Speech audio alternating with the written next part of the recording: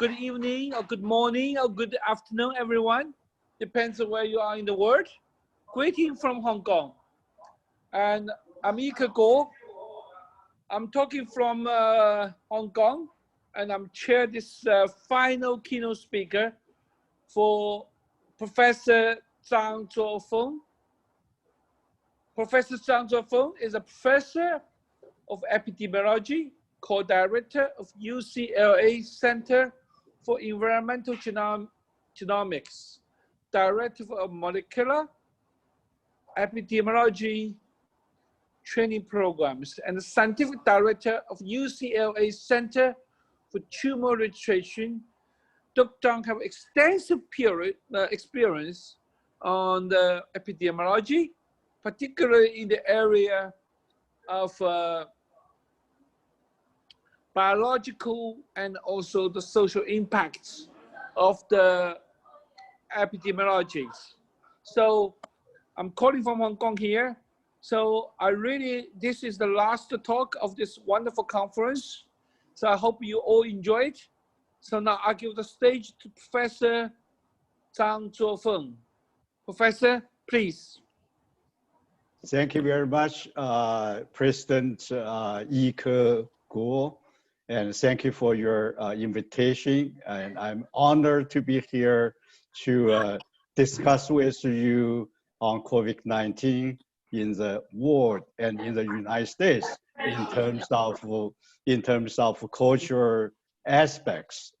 This is the last lecture. My understanding is 11 p.m. in Hong Kong and in mainland. So I think I will make it a little bit short and then have some discussion, and so you can have a good time to go sleep.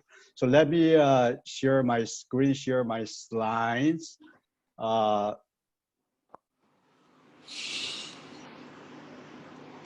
here's what I'd like to talk about today.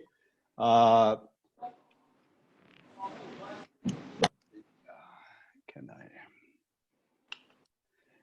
going to kind of describe what happens in the whole world and what is the cultural difference of the disease and the death of COVID-19 in the whole world.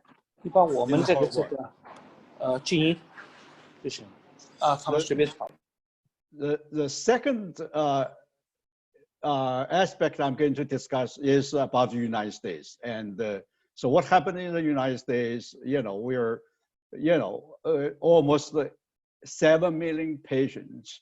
It's 200,000 deaths. So what happens, and what is the reason for recent reduction of incidence and mortality in the United States? The third is I'm going to compare and contrast the mortality rate between Asian and Western countries, and trying to explore the potential cultural differences.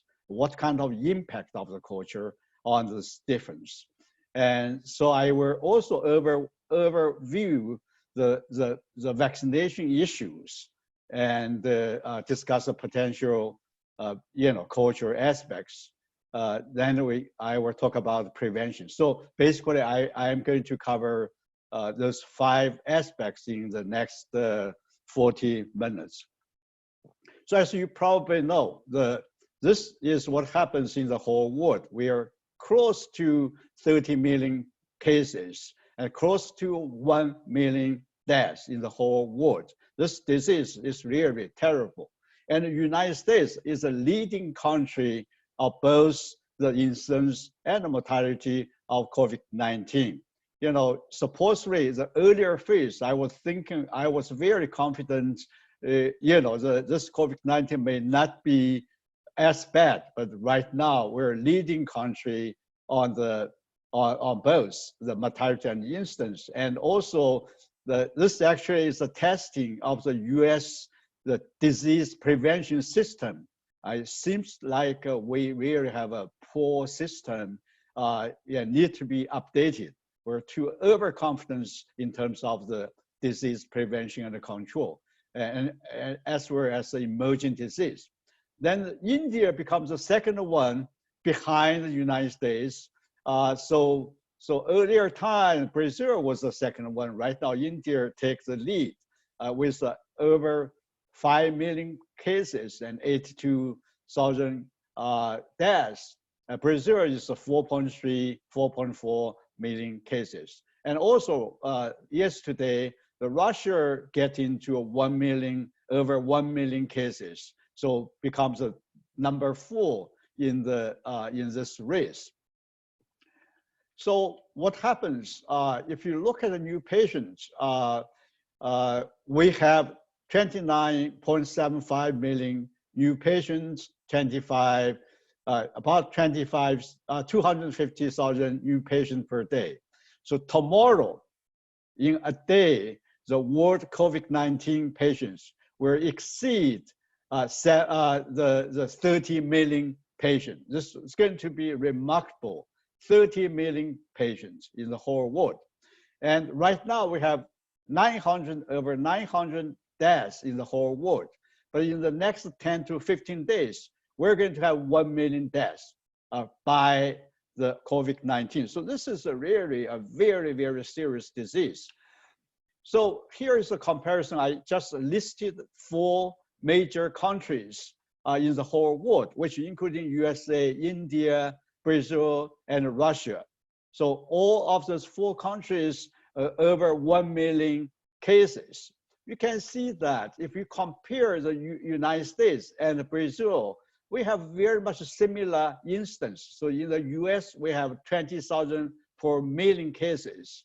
And in Brazil, it's also 20,000 per million cases. The death is also very much consistent. We have over 600 deaths per million, and Brazil has 600 per million. So culturally, both the United States and Brazil, people love the freedom. They get party and they don't wear face masks. They don't keep a social distance, and so that is kind of cost for the freedom. However, if you look at India, look at Russia, the incidence rate and mortality rate are way lower than the USA and Brazil. So if you put them together, the 4 top countries, including have a total of 17 million patients, and which accounts for over 50,000 of the world patients.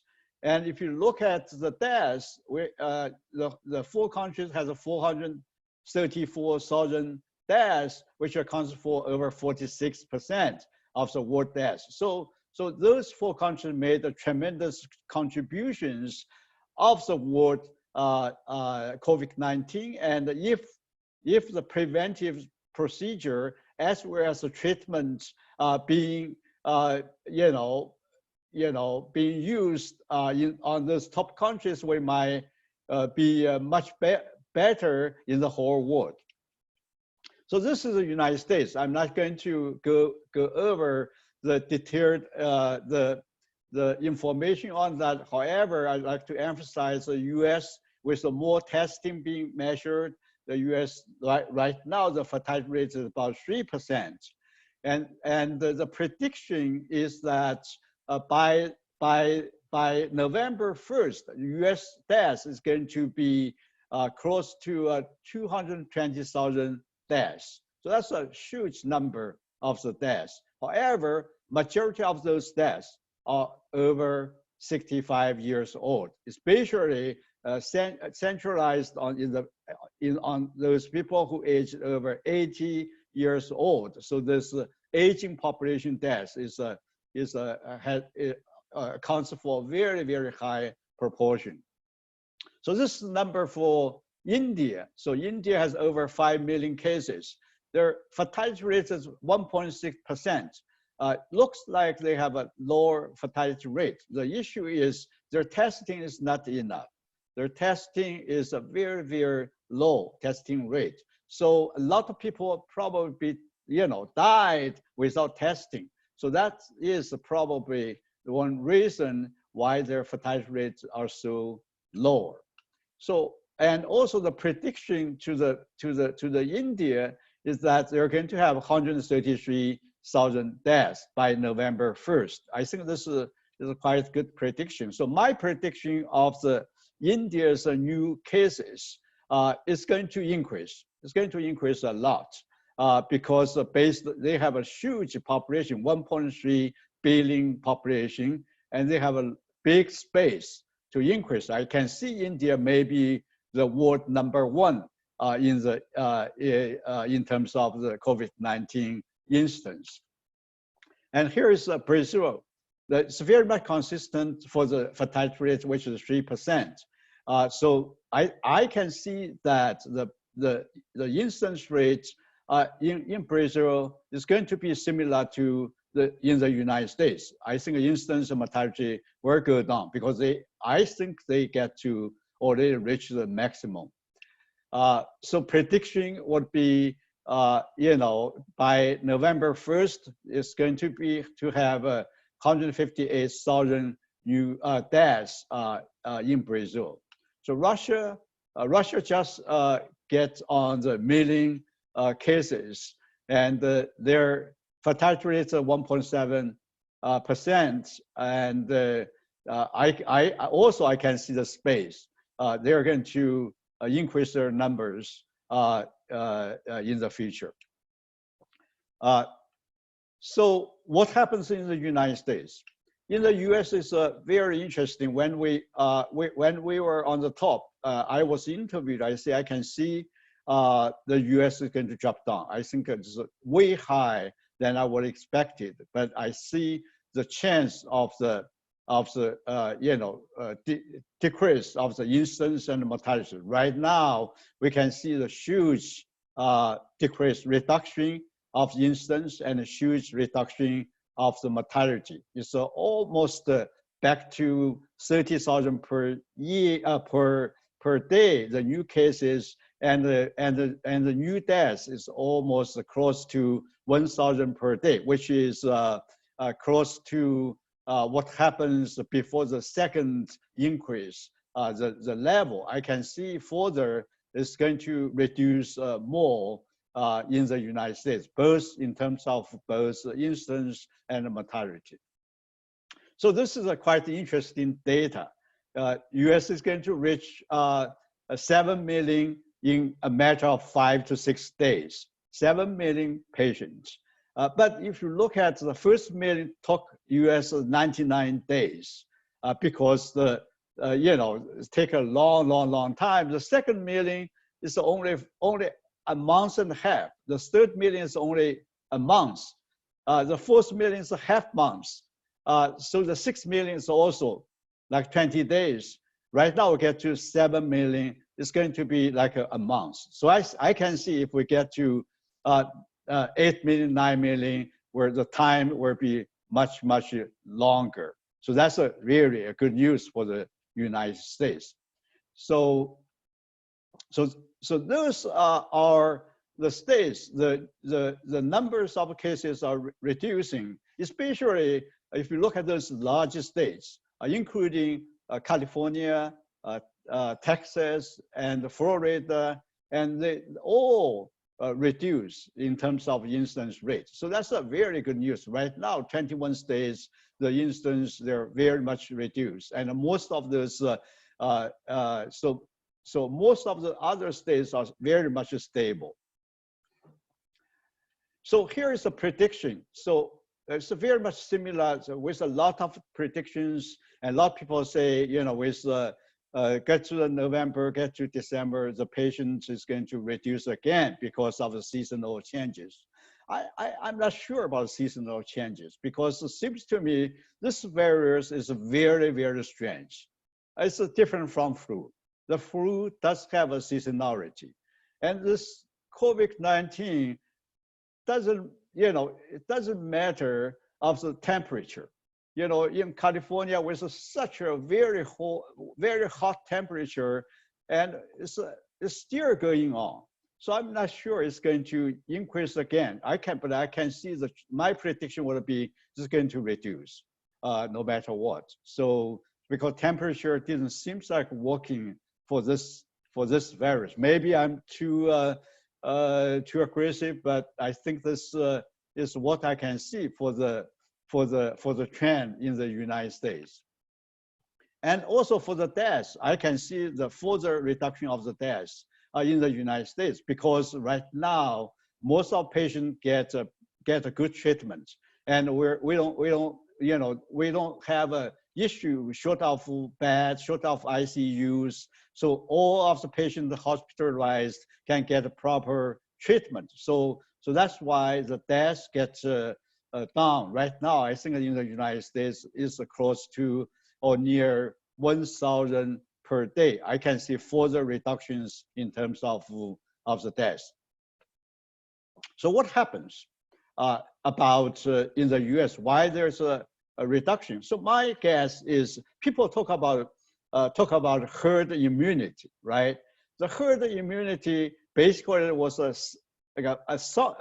concept used in vaccination. That means you have to, if you have a reproductive number of 3, you have to have over 66% of population vaccinated, so your the reproductive number will be dropped to below 1, right?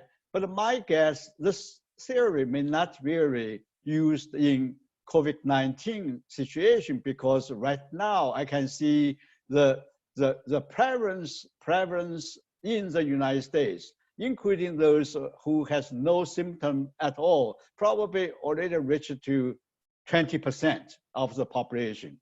But 20% plus those effective preventive procedures, including distance, social distance, face masking, the personal hygiene, and including those effective procedures, which also can reduce the reproductive numbers. I think those, with those preventive effects measures, I think that's, right now, I think reproductive numbers probably are close to 1 or probably lower than 1. Look at right now, the trends of the reduction of the incidence, I think is close. I think right now is way probably below the 1 right now. So I think that is quite interesting to see what happens in the United States. Here, I'd like to tell a short story about the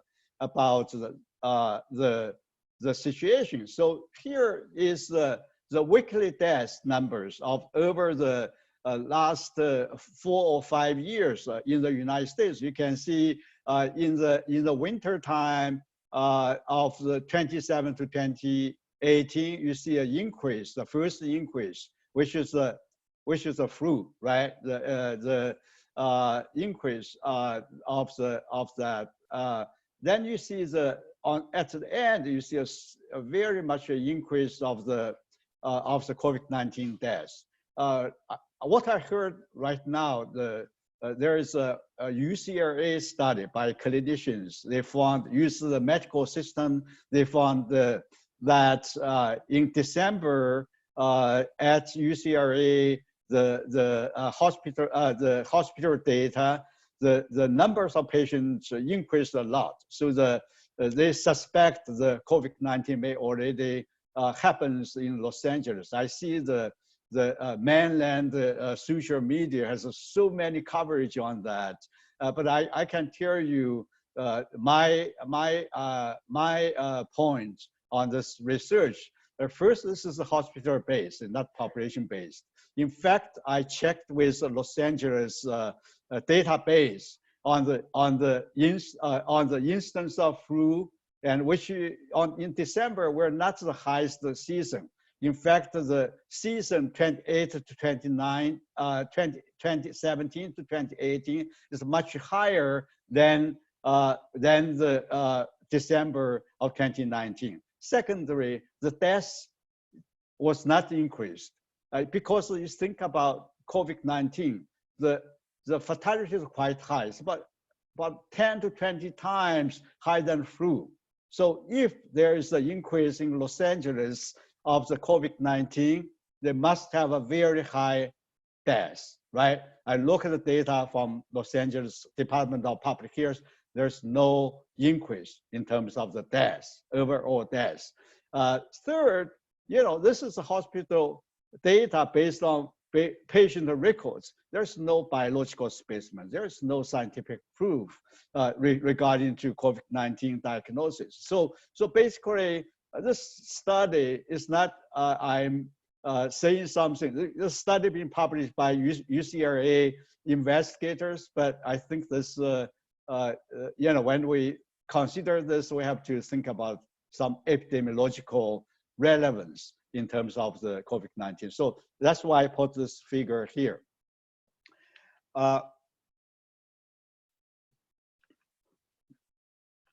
So the second aspect I'd like to present is quite interesting because I put the mortality of COVID-19 of Asian countries and Western countries. You can see there's a higher bar. So each, which including the high bar, low bar, high bar, low bar, which is the lower bar are all Asian countries. Often they're very kind of people, living in a very close area, and there's population density is extremely high. And I worried about this, the world's largest slum. However, what happens was that they use HCQ in this population. So everybody get HCQ. And basically this, this prevalence being, the COVID-19 did not get many reported cases in these slums and without much death there. People say maybe people living in slums are young and they might be have much protection, but consider this, those are very poor people living together. They have a high chance of the disease, right? They might not die, may not have a high risk of the death, but they should have a high risk of disease, but they don't. So HCQ, and so far the medical association in India, they ask physicians and nurses, they take HCQ as a preventive measures. So I think that's something need to be further discussed. And I see in the United States there was a HCQ clinical trials, but they actually did not continue. They stopped. I think there are some political reasons there, but as a scientist, we have to be objective to let each side to show the evidence. And I think that's some controversies here, and which is quite interesting, worthwhile to be discussed. So vaccination. So the vaccination, we know, about over 135 vaccine being developed. So right now, there are 4 vaccine being getting to phase 3, and 1 gets pre-approval for urgent use, which is the one in China. And so 11 in phase 2 and 14 in phase 1. So this is the kind of race, right? So right now, I think, you probably heard the stories about the phase 3 vaccination being stopped twice in Oxford because of the one case get a severe side effect. But right now they decide to continue because it seems like this side effect has nothing to do with the vaccination. That's a really good news. So I'm not going to go over details, but I want to discuss some issues about vaccination. And so first issue is, should we use the vaccination without phase 3 evidence in the general population? And I heard some stories say, the vaccine, the COVID-19 vaccine being used over 10,000, over several thousand of people, population. And the coverage, the protection is over 97%. And I heard this kind of stories. The question here, do we have phase 3 trial evidence? If we don't, we should not trust this statement. And also this probably be harmful without phase 3 evidence. So I would say, if any vaccination through go through the phase 3 trials, I might advise the people do not take those vaccinations. They might might cause serious problems. And the second question is how much protection we have through the vaccine. How long the vaccine will last, a few months or lifetime, a year, and what kind of protection we have. And do we only use one type of vaccination or several other types? So that basically that is the situation we need to be considered in this case in terms of the.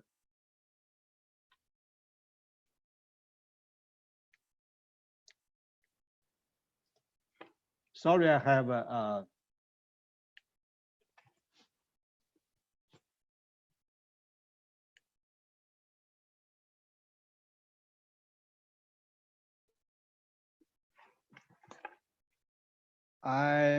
I'm sorry, I have electricity issues, so just wait for a short second. Let me just deal with the issue.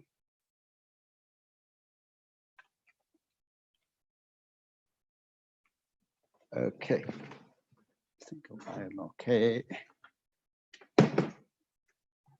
Okay, I think I will. Okay, so the if we think assuming the vaccination is effective, and what proportion of people should be vaccinated, and also we might not have a high coverage of the vaccination. People may not take the vaccination, just like an instance in the United States, and people don't want to be vaccinated. And the fourth issue is about the children. So right now, the clinical trials, the phase 3 trials, doesn't including children. So should children be vaccinated?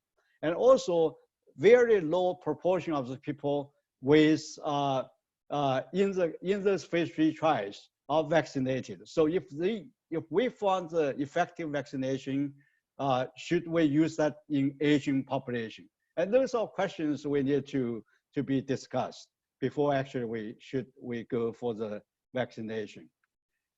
So prevention. Last slide is about prevention. So how can we reduce the reproductive numbers by considering the cultural aspects? I think the face mask is a must. We have to use a face mask. And very often when I talk about face mask, I urge people using the KN95 because that gives you the maximum protection. Because this is quite important. Not only protect you, but also protect the others. And secondly, the social distance is quite important. And also to reduce the community infection, we have to to do a contact tracing and as well as the self-isolation, keep a good personal hygiene, good physical activities, which can increase the immunoresistance to the virus, and excellent nutrition and high quality of sleeping. And also we might want to, for people with a chronic disease, we want to include in the chronic disease management into this COVID-19 prevention, including the reduction of body weight, quitting smoking, treatment and control for hypertension, diabetes, and other conditions. For example, my personal experience, I was overweight for a long time. And during this 6 months, I had a weight loss of 25 pounds because who want to die, right? The obese people will die first. So I don't want to die.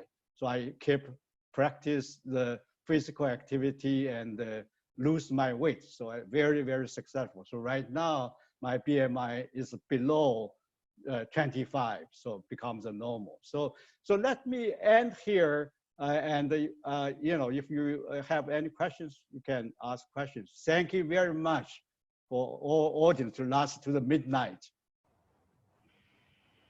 Thank you so much.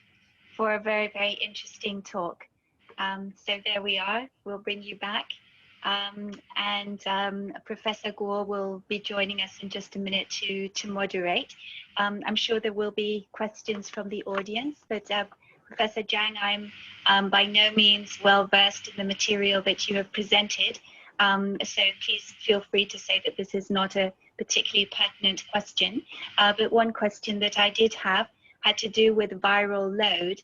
As you were explaining the differences between the West and the East in terms of mortality rates, and then also foregrounding the different practices, for example, compliance in the East, and also generalized mask wearing and so on. I was wondering whether the issue of viral load was a factor at all. So that it's, anyway, I'll leave it at that. If you could comment on the issue of viral load within the context of what you've presented. The viral load, there are several issues of the difference. One is that, the genome typing may be different. The US and the Western country may have the COVID-19 virus, which has mutations, different mutations, which, may be different from the one, maybe different than the one in the US. And so that's a genetic difference. Let me shut down this. Sorry. And also the viral load, this is a quite important, we don't know if the viral load is related. Yeah, yes, of course, viral load is related to infection, related to probably the death. But so far, I don't see much data on that. The viral load, I don't see the huge difference between viral load in the Western countries and in Asian countries. Supposedly, yes, of course, overall speaking, the viral load would be the major impact in terms of death for this disease. But there's I don't see data on that. So hopefully, somebody can perform the in-depth studies on that, compare with Asian population and Western populations, and hopefully a lot of biological specimen being collected, and which allow us to actually to do such kind of research. This is a very interesting question. Thank you so much, Professor Guo. I'll hand over to you. Yeah, it's great. I think it's a wonderful talk. And I don't know, is there any other questions from the audience? Professor Zhang, I'd like to ask a question. Is that okay, Professor Guo? Yeah, please. Yeah, I mean, yeah, please. One of the greatest parts, I mean, your talk is wonderful all throughout, but one of the greatest parts that got my attention is, of course, we live in the Asian part of the world here in Hong Kong, and we also, like you, we also compare the kind of situation, mortality rate, infection rate, that with that of the West. And you show us some very interesting graph. But my question is this, had anybody done some serious studies on the statistics of Asian communities within the United States? Because the comparisons are a national comparison between the East and the West, so to speak, but there are sizable Asian communities where you live, for example, in LA and throughout your state, California. I mean, are there like differential studies of their rate of infection? Because they're living in two cultures at the same time, as it were. Yeah, so that's a very good question. In fact, I had slides for that, but I removed the slides because, Asian community in the United States are very interesting. The incidence rate is very close to the Caucasians. Why? The Caucasians are lowest. Caucasians are lowest. And the Asian populations are very close to Caucasians. And if you look at the data, it's quite interesting. In New York City, less Asians get the disease. In California, more Asians get disease. On the national average, it's very much equivalent to the Caucasians. So in terms of the deaths, it's very much also equivalent to the Caucasians, because you know, the major racial disparities in the United States are Hispanic and the Black population. Why they have high incidence, have a high fatality, is because they have to work. A lot of them have to work. They have to work in the position and with a lot of potential exposures. But you know, a lot of Asians, they know how to protect themselves. So if you see Asians, most of Asians wear face masks. But if you see others, they might not. So that is a cultural difference. But why is another cultural problem issue is in California, we see very high proportion of the patients are Hispanics. Yeah. Why? Yeah. They have their culture. The culture is they like to have a 3 or 4 generation living in one house. So most of them, they get into the hospital, together, because of the culture difference. Yeah. Yeah. This is absolutely fascinating. You know, I can actually say that one very much from my own experience. My parents, my sisters, all living in the Cupertino in California. And they're living in a very different way from United States people, right? And my sister, whenever my mother out of the door, he sent an email to all me and all, you know, my other sisters to stop them to go out. This is never going to happen in the United States family. It's impossible. And my father and my mother have no chance to get out the door, even for 1 minute, because it's so much imposed by my sister. So this is ridiculously different from the Western culture. So I think this play a lot of roles. Yeah. Yeah. You know, in Asian families like me and my sister, and every day I go out for 1 hour, but I'm very, very careful. I wear face masks, I keep a social distance, but my sister don't want to go out at all. So that's kind of a cultural difference. That's quite different. In one family, Yeah, exactly. Yeah.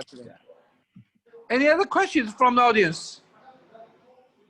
Ika, there was a question. I can see one from Jennifer Slack. Shall I read it out? Yeah, please read out. Yes, Professor Jennifer Slack asks, we will not take the question from Ms. Eugenia M.A. because she says that it's already been covered about heterogeneous populations. So let me go to Professor Jennifer Slack. You have described so many interacting cultural contributions to rates of infection and death that it seems extremely difficult to identify single characteristics as determining. How do you assess the interaction of all these different elements? Definitely there is an interaction, because our cultural differences determine how you deal with the preventive measures, right? If there's a huge difference. If you don't have a culture, if you do not protect yourself, definitely you are going to get, there are interactions, in terms of cultural difference, in terms of your other things like, you already have some protections like a BCG protection, you already been protected, assuming you've been protected. But if you plus your cultural difference, you put more preventive procedures on yourself, you get much, much more protection, right? So I can see the potential interactions between, the cultural aspects and in terms of your preventive behavior and on the effect.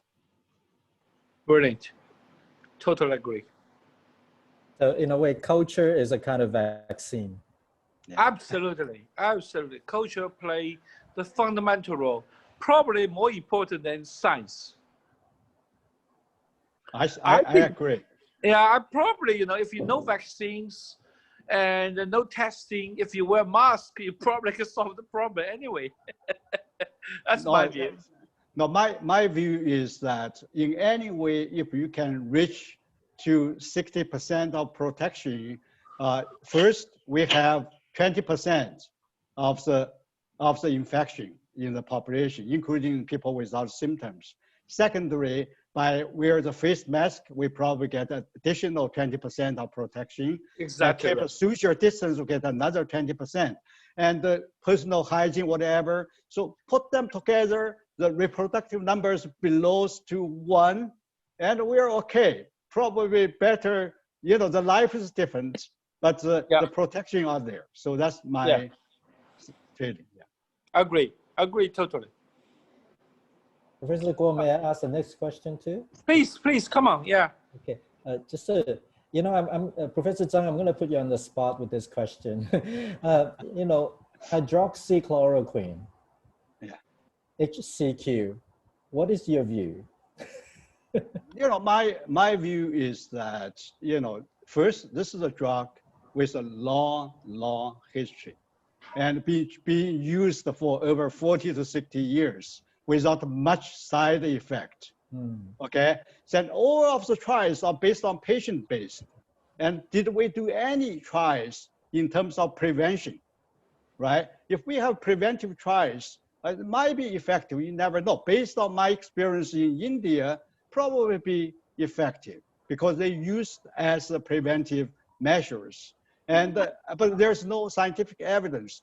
For me, if you know people actually said, oh, it has a side effect, a strong side effect. But look, this is a traditional drug being used for many years, and so basically it's safe, right? So my point is that, you know, if it doesn't hurt much, if you don't have any other conditions like heart disease, stroke, other things, you know, prepare to have some.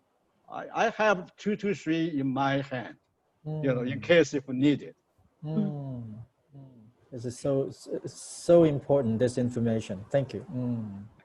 Professor Guo, may I ask the next question, please? Please, Professor Guo, please. yeah. That's a very heavy middle night discussion. Right.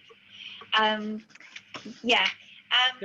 So if you had to sort of give cross-cultural advice at this point, what would it be?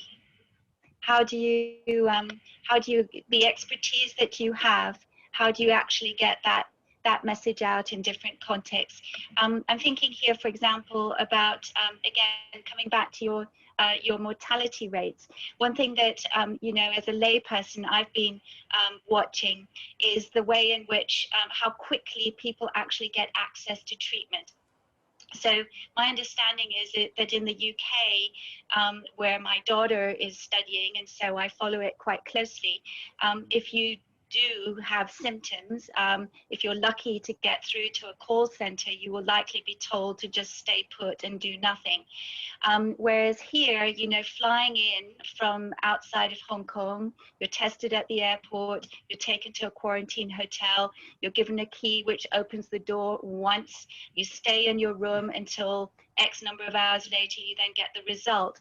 And if the result comes back positive, you're not told to go home and sort of wait and see whether you're going to get more sick. You're taken directly to the hospital. So in other words, you know, treatment with antivirals and so on and so forth. My understanding is that it's a battery of treatments that actually kick in within the first sort of 12 to 24 hours. So surely that kind of responsiveness makes a huge difference in terms of health outcomes. So I guess coming back to, you know, what my question actually was, which was like, how do you actually get the knowledge that you have as a scientist out across these cultural borders that can be so it's been horrifying watching from Asia what is happening in the countries to which one is attached, and so it must be so frustrating for somebody like you to observe this sort of thing. Anyway, that's a very long question, but maybe you can make something of it. No, that's a very good question, but I have to add one more thing, which is in Hong Kong when you arrive, you also get something monitoring you. Right? You get a personal monitor. So you stay there for 14 days, you get monitored. So I think that if possible, everybody being tested with the symptoms being tested positive be better in the hospital.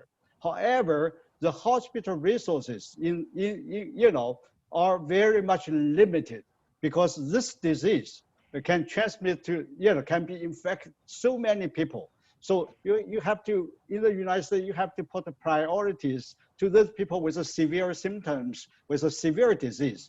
The United States really don't have many ICUs, the beds, hospital beds, it's also not too many because usually we don't see many patients. So that's the issue. Across the culture, in the United States, in the UK, we ask people with the symptoms, stay home or have a test and make sure you have a severe symptom by call, then you can get hospitalized. But otherwise, if you don't have a symptom, just stay home, which kind of protect the resources of the hospital resources. If we have sufficient resource, it will be better for everybody, get into the hospital, get proper care, as soon as you're being tested positive.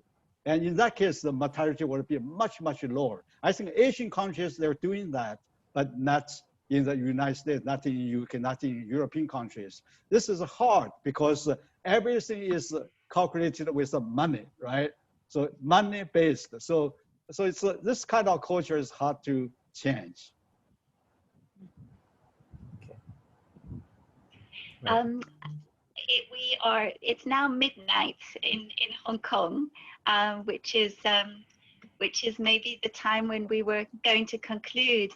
Ika, do you want to? I think so. Would you like to wrap up and say a few concluding words? Yeah. Yeah, I think first of all, I think we have a wonderful 2 days, and we have a fantastic discussions from so many disciplines with the world experts from all the fields. We have philosophers, historians, politicians, biologists, epidemiologists, physicists, mathematicians, and journalists, literatures, and artists. It's amazing, right? I was listening most of the talk. Forgive me. I may miss a couple of them, but I was so impressed by the broad coverage of the humanities, of the science, and I think we achieved so much in the 2 years, or in the 2 days. And of course, it's more than my 2 years learning anyway. So I would feel quite fulfilled. I think most of the audience have the similar feeling. So first of all, I would like to thank all the speakers, and I would like to thank all the participants. But the most of the important things, I would like to thank to Meta and John for the wonderful organization of this event and this conference. I think people forgot, right? End of the day, we're human beings. The most important thing, we're not treating each other as a physical entity, treated by the, medicines and therapeutical solutions, and do the test and find the vaccine. But the most important thing, how we deal with the daily life in such circumstances, extraordinary circumstances. A lot of things to learn. Today, in the morning, I have a talk, by Professor Hung. He said, this pandemic is a mirror. It's actually reflecting our value, our attitude, our vision to the life and to the world. I was so impressed by this conference. If I close it, I would like to thank you, all the participants, thank all the contributions you made, and thanks all the speakers, but also thanks to the Meta and Erwin, John, and all the helps from the faculties and from universities. And I think you made this event so unique. So I hope we'll continue this debate, continue this discussion. This is not the end of this event. This is probably embark of journey for us to focus on this issue, not as a scientific experience, but a culture and culture actually the process. So I really think we should start this one now. Thank you so much.